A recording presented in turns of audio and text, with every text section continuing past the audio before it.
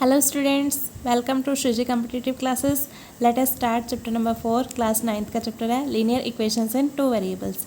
आपने पॉलिनोमियल वाले चैप्टर में पढ़ा था लीनियर इक्वेशन कौन सी होती है, जिसके पास आपकी हाईएस्ट पावर 1 हो जिस इक्वेशन की, ओके। और टू वेरिएबल्स मीन्स इसके पास वेरिएबल्स 2 होंगे, एक्स वाई या वाई जेड इस टाइप से, ओके। देखो अगर आपके पास कोई इक्वेशन इस टाइप से आपको 2x माइनस 3y दिया हो तो ये आपके पास ओनली क्या आता है एक्सप्रेशन। अगर आपके पास इक्वल्स टू समथिंग दिया हुआ है, जैसे 7 दिया हुआ है, लेफ्ट हैंड साइड और राइट हैंड साइड दोनों में साइड में कुछ दिया हुआ है, तो वो आपके पास क्या हो जाएगी आपकी इक्वेशन, ठीक है। एक्सप्रेशन और इक्वेशन में आपको डिफरेंस समझ आ गया क्या होता है, ओके। अब नेक्स्ट देखो linear equation in one variable कैसे होगी। देखो 5x plus 8 equals to 9 minus x.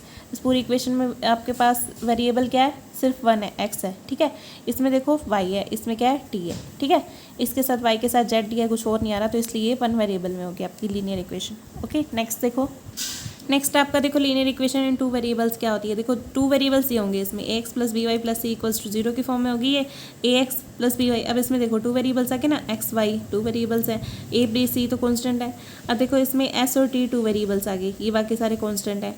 Pi 5 9 he constant है, u और v टू वेरिएबल्स आ गए, ठीक है, इस टाइप से।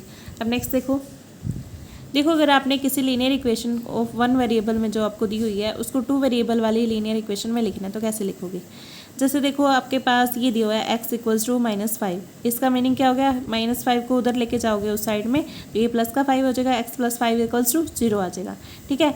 या फिर आप इसको कैसे लिख सकते हो, x प्लस में एक और वेरिएबल इसमें ऐड करना ना आपको, 2 वेरिएबल्स में लिखनी है तो 0 इंटू वाई लिख दो, सेकेंड वेरिएबल और ऐड कर दो, कोई फ़र्क तो नहीं पड़ेगा, 0 इंटू वाई 0 ही होता है, ठीक है। तो एक्स रहेगा तो x प्लस 5 ही, तो बट आपने लिख दिया कि ये 2 वेरिएबल्स में आ गया, ठीक है। 0 इंटू वाई प्लस में 5 इक्वल्स टू 0, तो इस टाइप से आप 1 वेरिएबल वाली को 2 वेरिएबल वाली इक्वेशन में लिख सकते हो, ठीक है। नेक्स्ट देखो, नेक्स्ट आपके पास आता है देखो solution of A linear equation. किसी लीनियर इक्वेशन का आप सॉल्यूशन कैसे निकालते हो। अगर देखो आपके पास ये कोई आप इसकी कोई भी वैल्यू पुट करते हो एक्स की जो इसको सेटिस्फाई कर दे इक्वेशन को, जैसे x 3x plus 5 equals to 0 दियो आपको, तो आपके पास इसका सॉल्यूशन क्या होगा, यहाँ से आप x की वैल्यू फाइंड आउट करोगे, -5/3, ठीक है। ये कैसे होगी, देखो 3x प्लस 5 इक्वल्स टू 0 है ना, तो ये ऐसे क्या करोगे, 3x को इधर रहने दो तो 5 को उधर ले जाओ तो क्या हो जाएगा -5, तो x की वैल्यू क्या आ जाएगी 3 इसके नीचे चला जाएगा इधर जाके -5/3, ठीक है। इस टाइप से आपने निकाल लिया। अगर आप इसको यहाँ पे पुट करो -5/3, 3 से 3 कैंसिल, -5 प्लस 5 इक्वल्स टू 0 बन जाएगा। तो ये आपको ये इक्वेशन सेटिस्फाई कर रही है, मीन्स इसमें -5/3 पुट करने से x की वैल्यू तो ये 0 बन रही है, मीन्स राइट हैंड साइड के इक्वल आ रही है, तो ये इसका सोल्यूशन बन जाता होता है, ठीक है, इस टाइप से। अगर देखो x इक्वल्स टू -5/3 आपने ड्रॉ करना है तो कैसे करोगे, नंबर लाइन पे आपके पास x एक्सिस पे है ना, तो x की वैल्यू निकाली है ना आपने -5/3, तो x एक्सिस को ड्रॉ कर लो, ऐसे होता है ना, x एक्सिस 0 1 2 3 इस साइड नेगेटिव, ठीक है, -1 -2 -3, ओके। अब -5/3 को सॉल्व करके देखो क्या वैल्यू आ रही है, -5/3।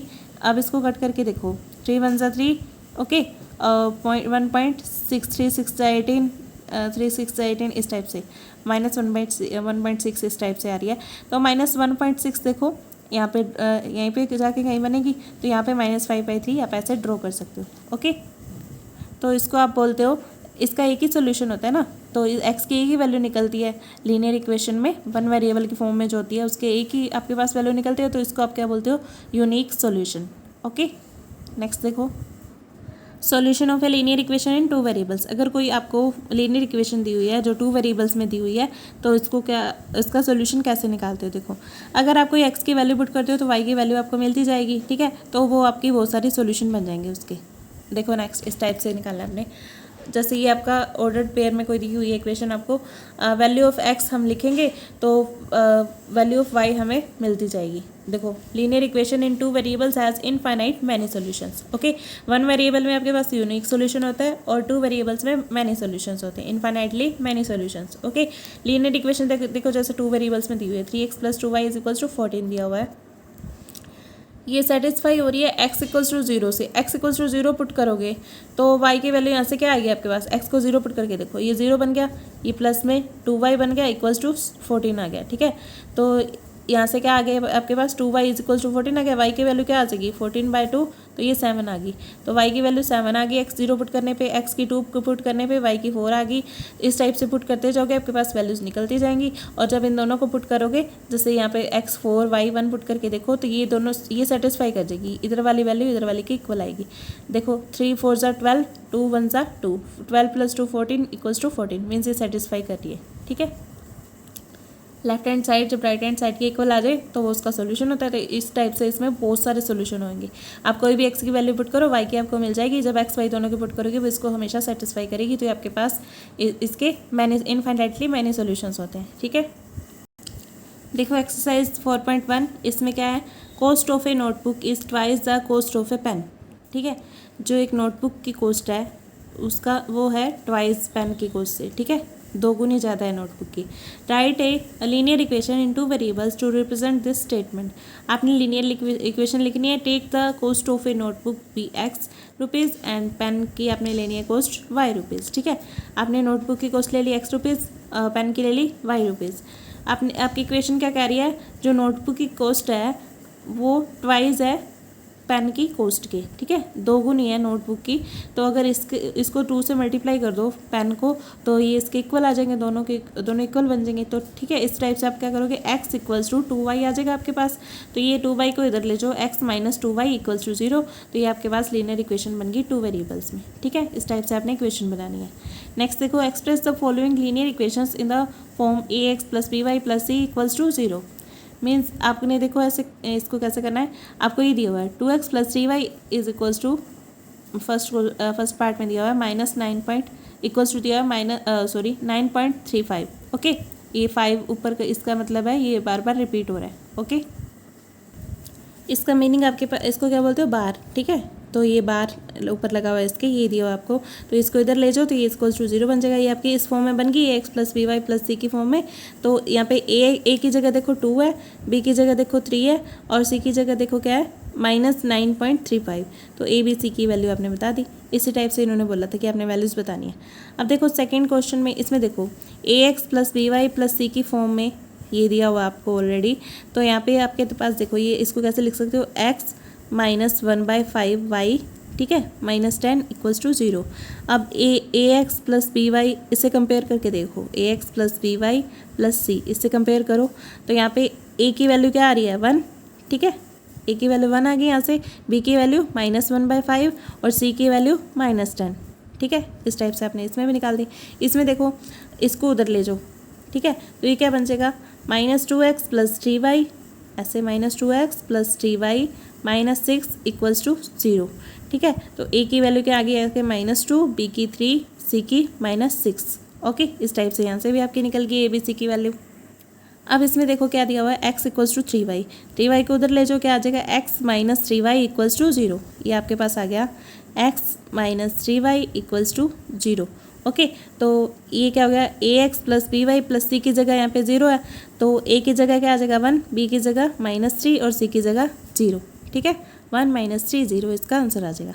अब इसमें देखो 2x - 5y को उधर लेके जाओगे, क्या बन जाएगा, 2x + में 5y इक्वल्स टू 0। ठीक है, प्लस में c की जगह क्या है 0 है। ठीक है, तो a की वैल्यू 2, b की 5, c की 0। ओके, अब नेक्स्ट देखो, इसमें देखो क्या करोगे, 3x + 2 इज इक्वल्स टू 0। अब इसमें b किसकी जगह होता है, जो y के साथ जो होता है वो होता है ना, तो इसको आप कैसे लिख सकते हो, 3x प्लस में 0y। ठीक है, y के साथ कोई टर्म नहीं है, प्लस में 2 इक्वल्स टू 0। y वाली टर्म है ही नहीं, इसमें 0 × y लिखोगे तो इसका मतलब क्या हो जाएगा, 0 ही हो जाएगा। तो ये आप ऐसे लिख सकते हो। तो इसमें ax + by + c इसे कंपेयर करके देखो, a की जगह 3, a की वैल्यू 3 आ गई, b की 0 आ गई, c की 2 आ गई। ठीक है, 3 0 और 2 इसकी वैल्यूज़ आ गई। नेक्स्ट देखो, ये दिया हुआ y - 2 इज इक्वल्स टू 0। अब इसमें x वाली टर्म है ही नहीं, इसको आप कैसे लिख सकते हो, 0 × x प्लस में y माइनस में 2 is equals to 0। ax + by + c की फॉर्म बन गई है। a की जगह क्या है 0, b की जगह पे 0 × x लिखोगे कुछ फ़र्क तो नहीं पड़ेगा, ये तो 0 ही बन जाएगा। ठीक है, तो बनेगा तो y - 2 ही। तो ये आप ऐसे लिख के इससे कंपेयर करके a b c की वैल्यू निकाल सकते हो। a की वैल्यू 0, b की 1, c की -2। ओके, नेक्स्ट देखो, ये दिया हुआ आपको 5 इज इक्वल्स टू 2x। ठीक है, इस टाइप से दिया हुआ है। अब ये क्या करो, 5 को उधर ले जाओ, 2x minus 5 is equals to 0 बच गया इधर, ठीक है, 2x माइनस 5 इक्वल्स टू 0 आ गया।